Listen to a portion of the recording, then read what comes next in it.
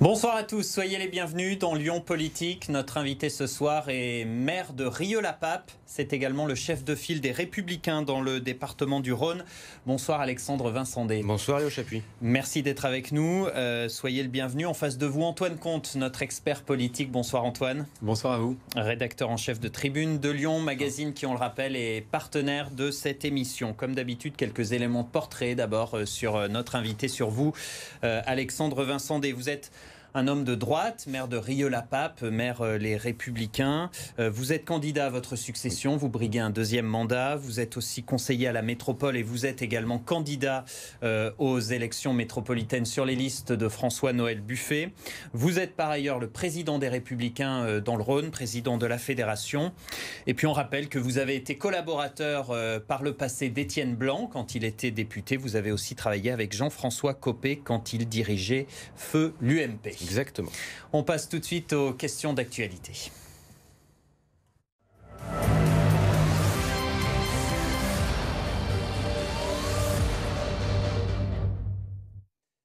Avec le coronavirus, la crise qui prend de l'ampleur, une première victime en France à Paris, de nombreux cas qui sont diagnostiqués. Question toute simple, est-ce que vous êtes inquiet? Est-ce qu'il faut s'inquiéter?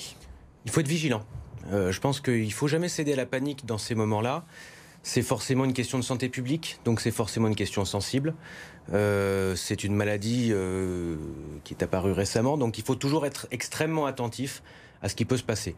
Je pense quand même qu'on est dans un pays, on l'a vu récemment, qui sait très bien s'organiser. Je pense qu'il faut quand même faire confiance aux autorités et au gouvernement. Il ne faut jamais céder à la panique et être dans les phrases toutes faites. Mais pour l'instant, on en fait trop ou pas assez? Je pense qu'aujourd'hui, on s'organise plutôt bien. Je veux dire, il faut toujours faire attention avec ça, parce qu'on sait toujours que ces questions de santé publique sont des questions politiques extrêmement sensibles. Je vous rappellerai que, sans parler de virus ou de maladie, rappelez-vous ce qui était arrivé lors de la première grande canicule au début des années 2000, au ministre de la Santé de l'époque, du gouvernement sous la présidence de Jacques Chirac, qui n'avait pas pris à sa juste mesure la question de santé publique due aux grandes chaleurs, qui avait entraîné, je crois, le décès de 15 000 personnes fragiles, et ça avait créé une onde de choc politique importante. Rappelez-vous aussi, quand il y avait eu la grippe aviaire ou le H5N1, et on avait pu reprocher un moment au gouvernement Fillon, sous la présidence de Nicolas Sarkozy, je crois que la ministre de la Santé était Roselyne Bachelot, et on disait qu'on en avait fait beaucoup trop, qu'on avait stocké beaucoup trop de vaccins, beaucoup trop de masques, et que finalement tout ça après avait été jeté. Je crois que c'était, certains avaient dénoncé une gabegie de 2 milliards d'euros. Est-ce qu'à l'époque on en avait fait trop ou pas assez? En tout cas, il y a un principe de précaution qui s'appliquait. Il vaut mieux être trop prudent sur ces questions-là. Donc vous n'auriez pas fait annuler le déplacement des supporters turinois par rapport au match de Ligue des Champions d'hier, ni carrément demander l'annulation du match? C'est toujours des questions, encore une fois, sensibles. Il y a deux solutions. Soit on est trop prudent et on arrête de vivre, soit on est extrêmement attentif et on prend les mesures sanitaires nécessaires pour se prémunir en cas de problème. Je crois savoir aussi, j'ai vu qu'un certain nombre de scientifiques, de professeurs disaient qu'il y avait certains traitements qui étaient jugés, en tout cas prometteurs. Je pense qu'il faut plutôt leur faire confiance. Sur le match, les maires de Dessines, de Mézieux ont dit il ne faut pas que les supporters italiens viennent. Vous auriez fait la même demande si ça s'était passé sur votre commune? C'est toujours plus compliqué quand vous êtes maire. Pourquoi? Parce que quand vous êtes maire, vous êtes en première ligne. C'est vous qui êtes au contact des inquiétudes légitimes de vos administrés. Et quand vous êtes maire, vous êtes là aussi pour protéger votre population. Et ne comptez pas sur moi pour dire que mes collègues de Dessines ou de Mézieux en ont trop fait. Ils ont fait leur job de maire, de premier magistrat, en étant aux côtés des inquiétudes. En tout cas, j'aurais, comme ils l'ont fait, je sais que ça a été le cas pour en avoir discuté avec eux, c'est qu'ils se sont assurés auprès des services de l'État que toutes les mesures avaient bien été prises. Une réaction sur cette vidéo que vous avez postée aujourd'hui sur Facebook où l'on voit des enfants à Rieux-la-Pape en pleine campagne électorale distribuer des tracts de votre adversaire du Parti Socialiste. Vous dénoncez l'utilisation des enfants dans la campagne, mais le Parti Socialiste nous dit écoutez, ce sont des enfants en vacances qui accompagnaient leur tante qui est une militante et ce sont eux-mêmes qui ont souhaité participer au tractage parce qu'ils sont en vacances. Vous trouvez ça scandaleux? Alors, la première chose, c'est que pour le coup, ces enfants, je les ai vus personnellement. Il n'y avait aucun adulte avec eux. On essaye de se raccrocher aux branches. Donc le PS ment. Oui, clairement, là on est pris un peu en flagrant délit de mensonge. Je ferai remarquer que ce n'est pas la première fois que le Parti Socialiste à Rieux fait des siennes, depuis 2014 et leur défaite où ils en sont venus aux mains devant une ministre de la République. Je crois que vous aviez, Antoine Comte, très bien couvert ça, Najat Vallaud-Belkacem. Ouais. Il s'était jeté dans les cagettes de fruits et légumes sur les marchés de façon totalement honteuse. On en était venu aux mains. Mais est-ce que c'est pas un peu honteux quand même? C'est des enfants là du coup mais pour le coup, non. Ce que je dénonce, ce que je dénonce, c'est que, puis vous voyez, l'excuse de dire, à 10 ans, vous pensez que ces enfants ont une conscience politique? Enfin, moi, excusez-moi, je suis père de famille, on a tous été enfants, je ne pense pas qu'à 10 ans s'occuper de politique. Donc pour vous, c'est un dérapage, c'est choquant. Le problème, je vais vous dire, le vrai sujet, c'est qu'aujourd'hui, ce n'est pas parce qu'on n'a pas de militants qu'on doit utiliser des enfants. Je crois que les enfants en vacances peuvent avoir d'autres occupations. Il n'y avait pas d'adultes avec eux. S'il y avait eu des adultes avec eux, je peux vous assurer que je ne me serais certainement pas offusqué de ça. La deuxième partie de cette émission, l'interview politique d'Alexandre Vincendé.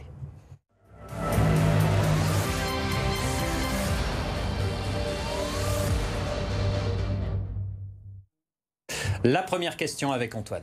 Alexandre Vincendé, vous avez indiqué dans une interview parue récemment dans nos colonnes dans Tribune de Lyon que vous pourriez l'emporter dès le premier tour, le 15 mars prochain, dans votre commune de Rieux, au municipal à Rieux.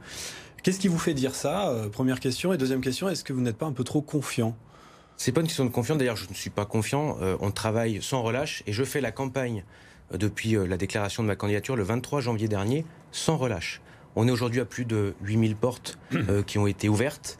On distribue, on a présenté notre liste le 6 février. D'ailleurs, je note que mes principaux concurrents n'ont pas encore présenté leur liste. Je crois que la date limite de dépôt est ce soir, mais aujourd'hui, il n'y a pas eu de liste officielle présentée. J'ai présenté mon programme. Aujourd'hui, je suis face à des candidats qui n'ont pas présenté leur programme. Et je fais campagne comme au premier jour, quand je suis arrivé en 2013 sur la commune de Rieux. Pour une bonne et simple raison, c'est qu'on défend bien sûr un bilan, qui a été structurant. On a posé des belles fondations pour la suite. On a eu 320 millions d'euros de l'ANRU, ce qui est un record absolu sur la métropole. On a 150 millions d'euros d'investissement pour le futur quartier de développement économique d'Ostérode. Et le but, ça va être, maintenant qu'on a coulé les fondations, bien de monter les murs de la maison. On va reparler de tout ça. Il y avait eu une vague bleue en 2014 lors des municipales, et notamment dans l'agglomération lyonnaise. Vous en êtes la preuve. Vous n'avez pas peur d'un ressac ?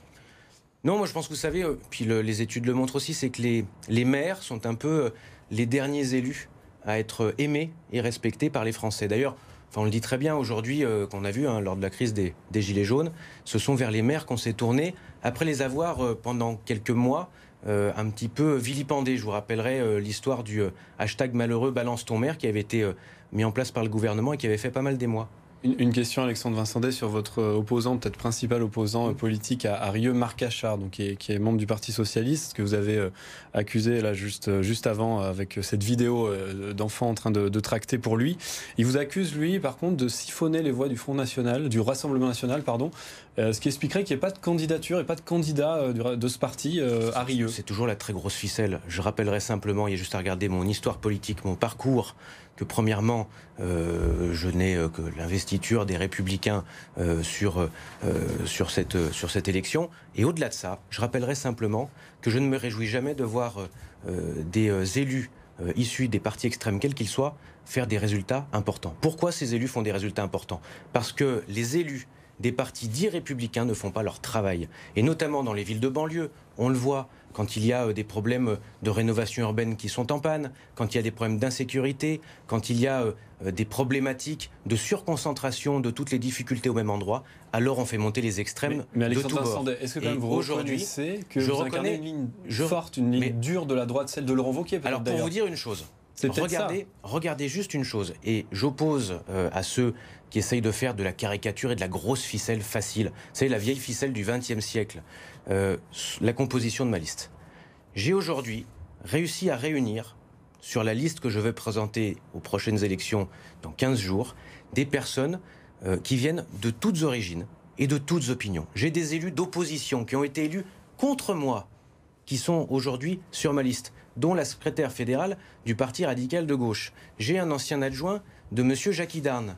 J'ai une personne qui avait été candidate, qui n'avait pas été élue, mais qui avait été candidate contre moi également au premier tour en 2014. Vous nous le dites ce soir. Bien sûr, non mais enfin, il y a un moment. Et par contre, j'ai aussi des personnes issues de la société civile. Je vais même vous dire, j'ai des personnes sur cette liste qui n'ont voté pour moi ni en 2014, ni en 2017, Mais quand je leur ai proposé de me rejoindre pour porter ce projet de rassemblement et de transformation profonde de ma commune, elles m'ont rejoint sur mon projet et je leur ai demandé une chose, c'est de rester qui elles étaient, parce que c'est la richesse d'une équipe qui fait sa force et sa réussite. Un petit mot sur votre personnalité. Antoine disait des similitudes avec Laurent Wauquiez, peut-être aussi dans la personnalité, un côté un petit peu tranchant, peut-être un petit peu clivant. Vos détracteurs disent un petit peu autocrate, un petit peu je décide tout seul et mieux vaut ne pas être en désaccord avec lui. Vous assumez ce côté-là ? mais en fait, attendez, on est vraiment dans la caricature. Ces personnes-là ne font pas partie de la gouvernance que j'ai mis en place depuis 6 ans.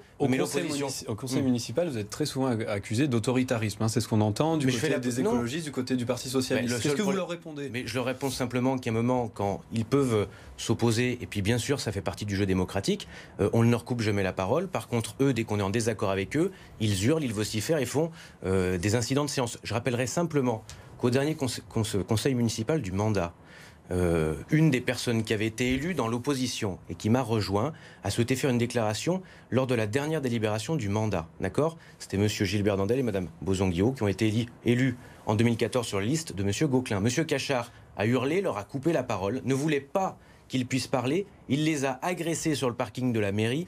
À partir de là, il y a un moment, il faut simplement arrêter 30 secondes le cirque. Donc vous vous renvoyez la balle. Non, mais c'est pas qu'on se renvoie la balle. C'est pas tendu. On va avancer, Alexandre Vincent-Day. Non, mais juste une chose.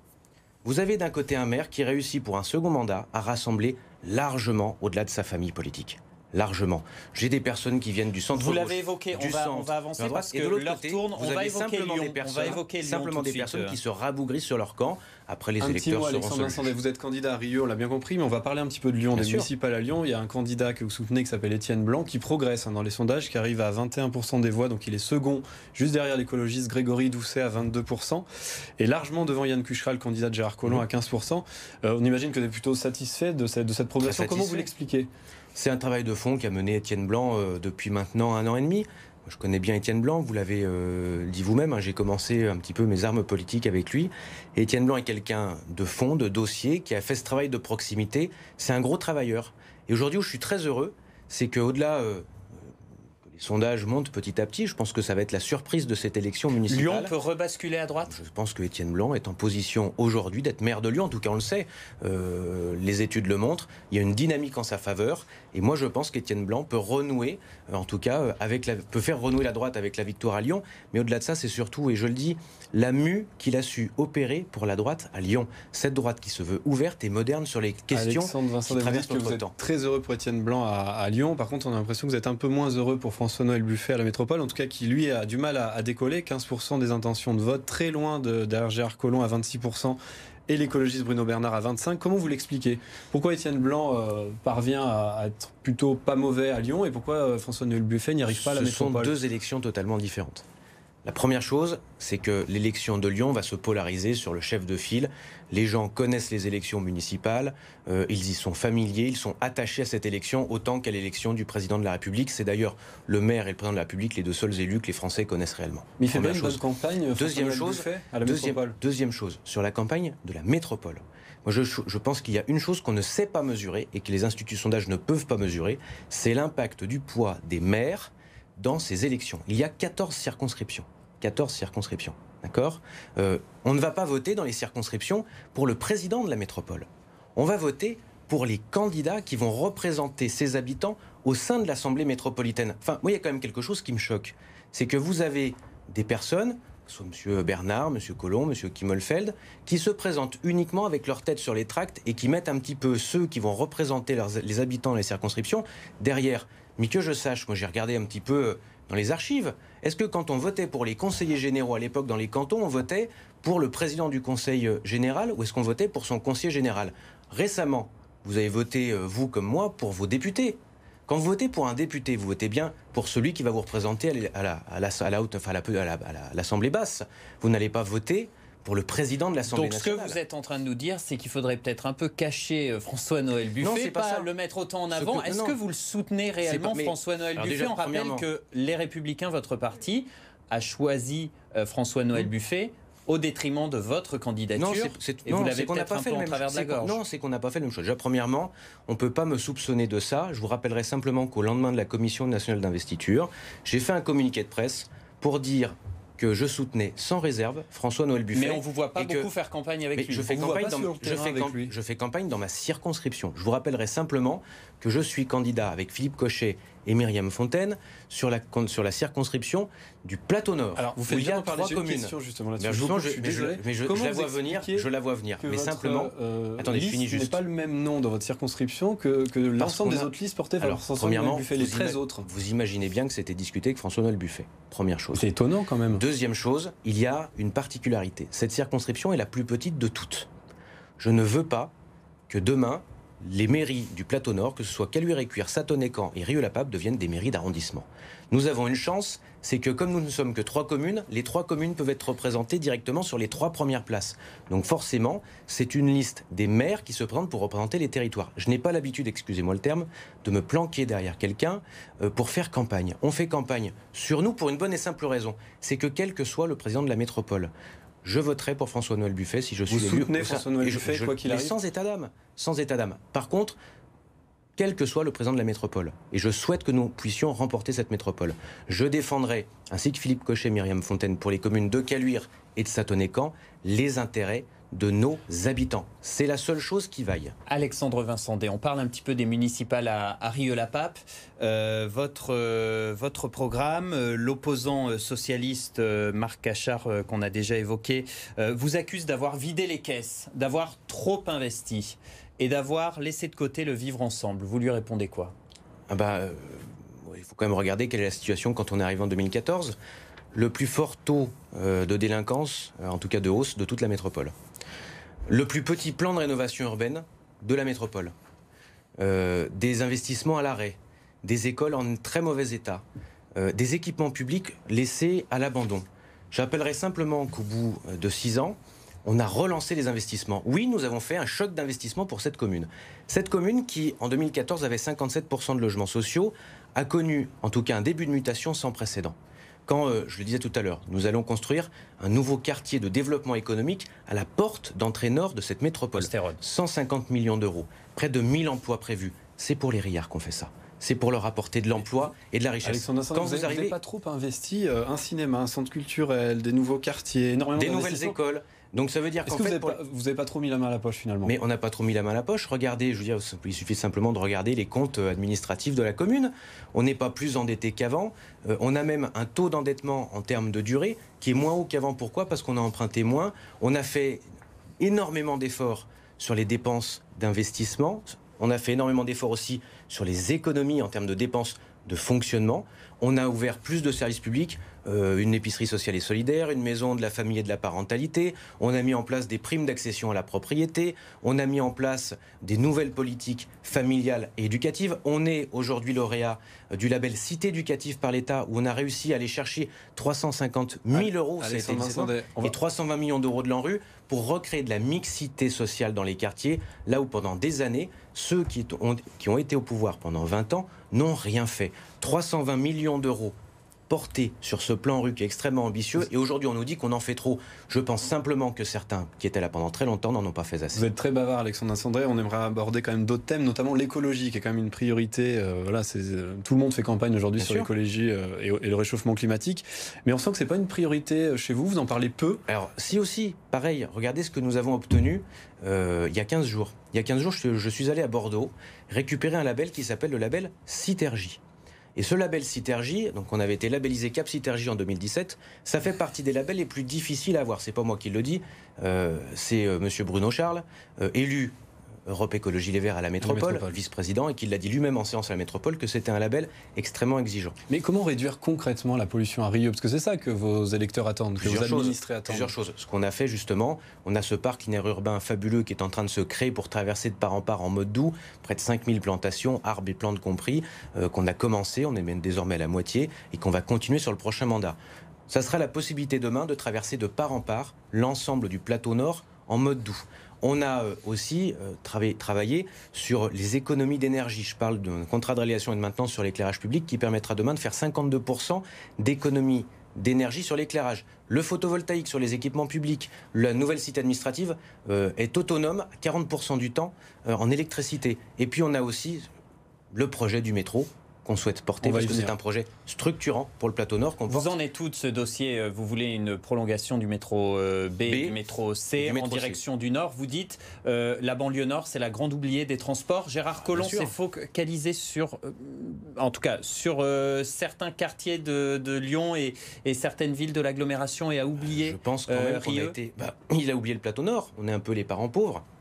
Je rappellerai simplement que Caluire-et-Cuire, plus de 40 000 habitants, Rieux-la-Pape, plus de 30 000 habitants, Satonnet-Camp, qui est en train de doubler sa population, n'ont pas de transport public structurant, en tout cas métropolitain. Et en plus, sur le métro, juste un instant, nous avons porté à 3, c'est-à-dire les communes de Rieux, Satonnet-Camp et Caluire, ce projet. Ce projet, il est structurant, il permettra, si on prolonge la ligne B, de Charpennes jusqu'à Sermonaz, de traiter 80 000 voyageurs par jour. Ce n'est pas nos chiffres, ce sont les chiffres du Citral. Si on porte ce projet ensemble, en parlant d'une même voix, alors on arrivera à décrocher ce projet qui est structurant et qui enlèvera des voitures de nos rues pour qu'on ait un air beaucoup moins pollué. On passe à la suite de cette émission, les questions sans tabou.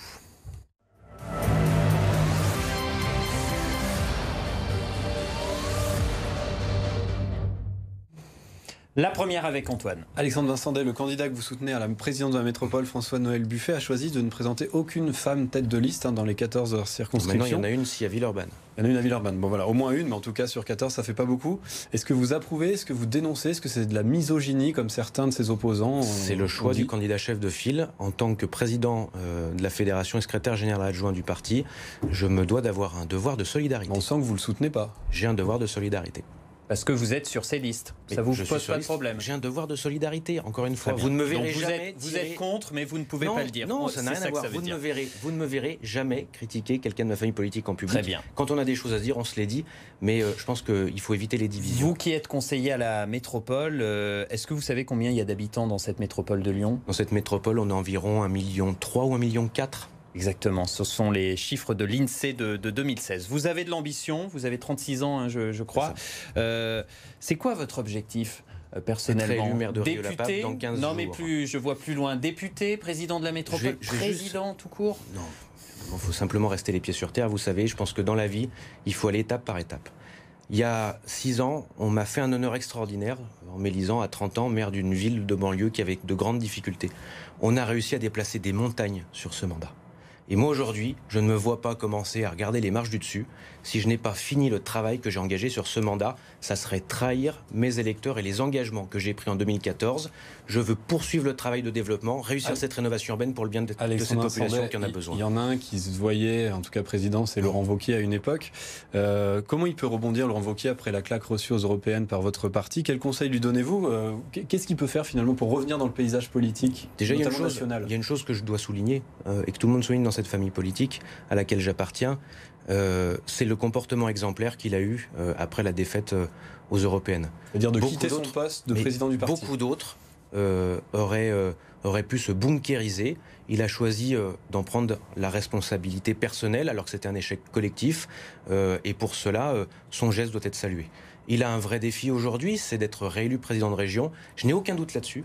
Parce qu'on peut penser ce que l'on veut, le bilan à la région est bon et la région Auvergne-Rhône-Alpes est de nouveau visible depuis son élection à la tête de notre région. Alexandre Vincendet, un mot sur l'état quand même déplorable de la droite au niveau national. Que faire pour qu'elle renaisse de ses cendres? C'est la faute à qui? À Emmanuel Macron? À vous-même? Qu'est-ce qu'il faut faire? En plus, vous êtes à la tête, vous avez à la tête des instances nationales.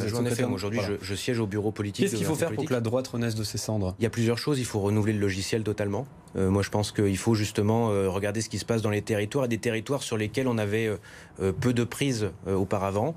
Il faut aussi porter une nouvelle génération. On a un certain nombre aujourd'hui, Christian Jacob l'a montré, à avoir pris des responsabilités. Et c'est en se renouvelant sur les idées, en redevenant une droite qui s'occupe de la société et des vrais gens, qu'on arrivera, je pense, à redevenir crédible, parce qu'on a quand même pris depuis 2017 un sacré coup dans la figure. La toute dernière partie de cette émission.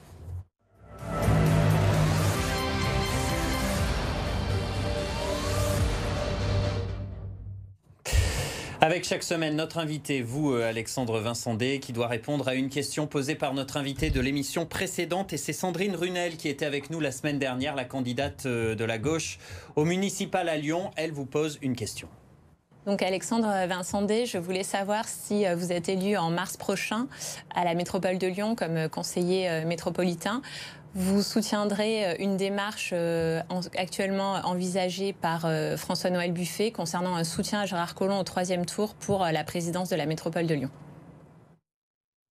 Votre réponse, la droite, va-t-elle faire alliance avec Gérard Collomb ? Je peux vous dire une chose, c'est que premièrement, il n'y a pas de tractation. Deuxième chose, on va d'abord passer le premier tour, ensuite le deuxième, et une fois qu'on verra comment ça se passe dans la composition métropolitaine, une chose qui est sûre, c'est que personne n'aura de majorité absolue. Mais une autre chose qui est sûre, c'est qu'on va d'abord parler à nos habitants, on va défendre notre projet, nos programmes, et ensuite, on parlera et on verra comment ça se passe. Il faudra faire un accord s'il n'y a pas de majorité. Vous savez, j'ai une phrase de Jacques Chirac que j'ai beaucoup admirée qui disait une chose, c'est à la fin de la foire qu'on compte les bouses.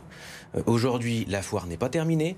On va faire cette campagne, on va passer le premier tour, on va voir qui gagnera des mairies, qui en perdra, on verra qui gagnera des circonscriptions et qui n'en gagnera pas. On fera un état des lieux ensuite. En tout cas, une chose que je souhaite, c'est qu'il y avait une véritable prise de conscience que dans cette métropole, il faut qu'on respecte les maires, il faut qu'on respecte les territoires et que cette métropole, ça peut être une belle métropole, une vraie chance pour ses habitants, à une condition, qu'on n'oublie pas les plus fragiles et qu'on mette en place un vrai plan de déplacement et aussi d'accession au logement dans cette métropole pour éviter que les plus fragiles payent le prix des pots cassés. En un mot, Gérard Collomb qui cherche des alliés pour être élu à la présidence de la métropole, la droite pourrait être un partenaire éventuellement, entre guillemets, parenthèse. Aujourd'hui, c'est pas mon problème. C'est même pas un sujet. On parle de choses... Mais c'est un scénario possible. Mais je ne peux pas vous dire. Aujourd'hui, les choses sont très claires. On commence à faire de la politique fiction. Il y a une chose que les gens détestent, c'est qu'on s'arrange dans les petites arrière-cuisines, dans leur dos. Moi, je préfère les choses claires. On défend un projet devant nos électeurs et ensuite on voit. Merci beaucoup, Alexandre Vincendé, d'avoir été l'invité de Lyon Politique. Un coup d'œil à la liste des autres candidats dans la circonscription de Rieux-la-Pape pour ces élections à la métropole. Merci Antoine Comte. Merci à vous d'avoir suivi l'émission. Alors la semaine prochaine, 4 invités pour un grand débat des élections municipales, une émission exceptionnelle. Ce sera le débat des municipales sur BFM Lyon. Autour de la table, 4 candidats qui rêvent de devenir maire de Lyon. Il y aura Grégory Doucet pour les Verts, Étienne Blanc pour la droite, Yann Cucherat pour La République En Marche et puis Nathalie Perrin-Gilbert pour la gauche. Ils vont confronter leurs idées, leurs programmes. Soyez au rendez-vous. Passez une belle soirée.